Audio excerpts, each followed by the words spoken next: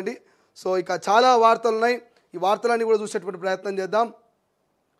ఇక కిలేడి ఐఏఎస్ లీలనట్టు ఒక వార్త కనిపిస్తుంది. డబ్బున్న యువకులే టార్గెట్, మోసం చేసి డబ్బులు వసూలు, పైసలు ఇవ్వకపోతే బ్లాక్మెయిల్, హాస్టల్లో ఉంటూ చోరీలు, రూమ్మేట్స్ నగదు, సెల్ ఫోన్లు దోపిడీ, నల్గొండలో పలు కేసులో నమోదు, చోరీ కేసు విచారణలో వెలుగులోకి సంచలన విషయాలు. ఐఏఎస్ అధికారినంటూ సోషల్ మీడియాలో సక్సెస్ స్టోరీ క్రియేట్ చేసుకుని మోసాలకు పాల్పడింది ఓ కిలేడి. సంపన్న కుటుంబాలకు చెందిన యువకుల వలవేస్తూ వారిలో కొందరిని బ్లాక్మెయిల్ చేస్తూ డబ్బు కొలగొడుతుందన్న సదరు మహిళ ఆట కట్టించారు నల్గొండ జిల్లా పోలీసులు. అయితే కేసు విచారణలో ఆమె గతంలో పలు చోర్లకు కూడా పాల్పడినట్టుగా వెల్లడైంది.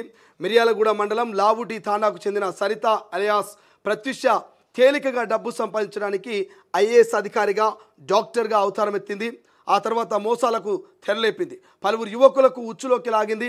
వారి నుంచి పెద్ద మొత్తంలో డబ్బులు వసూలు చేసిన సరిత ఏడాది క్రితం ఓ డాక్టర్ను బ్లాక్మెయిల్ చేసి 5 లక్షల రూపాయలు వసూలు చేసింది. Malakpet, Chaitanyapuri, Uppal, Nalgonda 2 town, Miryalaguda 1 town police స్టేషన్లో పరిధిలో పలు దొంగతనాలు చేసినట్టుగా సరితపై కేసులు నమోదయ్యాయి. సో ఈ కాలంలో చాలా డిజిటల్ యుగం అయిపోయింది. ఇన్స్టాగ్రామ్ లేని ఇల్లు లేదు, ఫేస్బుక్ లేని మనిషి లేడు, ఇక సోషల్ మీడియా వాడని వ్యవస్థ లేదు. సో ఇదే ఆసరగా చేసుకున్నటువంటి కొంతమంది అందమైనటువంటి యువతులుగా వాళ్ళు మరి మీకు మెసేజ్లు పెట్టడం, ఫోన్లు చేయడం, కలిసినప్పుడు మిమ్మల్ని వల్లో వేసుకోవడం చేస్తూ ఉన్నారు.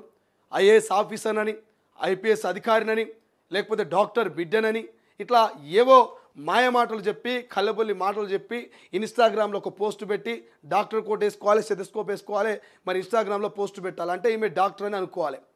సో ఐఏఎస్ అని చెప్పుకోవాలి, ఒక సక్సెస్ స్టోరీ పెట్టాలి, ఈమె ఐఏఎస్ ఆఫీసర్ అనుకోవాలి, బడా వ్యాపారవేత్త కూతురు అనుకోవాలి, ఒక కారు దగ్గర ఫోటో దిగాలి ఈమె.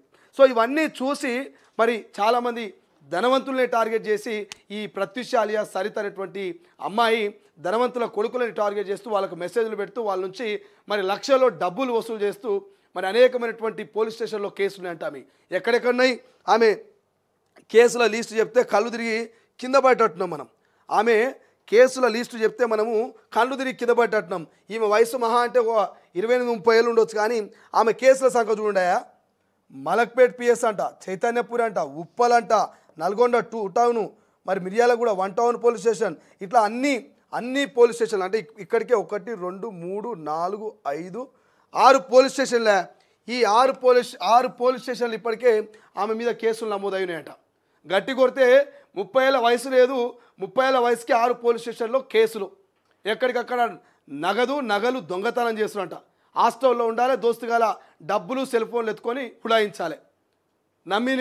ఎవరైనా నమ్మి మెసేజ్ పెడితే వాడిని మోసం చేయాలి. అట్లా ఒక డాక్టర్ దగ్గర 5 లక్షల రూపాయలు ఓ డాక్టర్ని మోసం చేసిందంట. ఎక్కడ బాయ్ 5 లక్షలు, ఇక చూడు 5 లక్షల రూపాయలు మరి ఓ డాక్టర్ దగ్గర ఓ డాక్టర్ని బ్లాక్మెయిల్ చేసి 5 లక్షల రూపాయలు తీసుకుందట.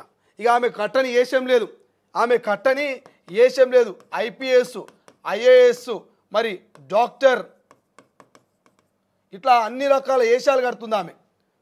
కమల్ హాసన్ కంటే ఎక్కువ, మహానటి కంటే తక్కువ ఉన్నది మరి సరితక్క అలియాస్ ప్రత్యుష.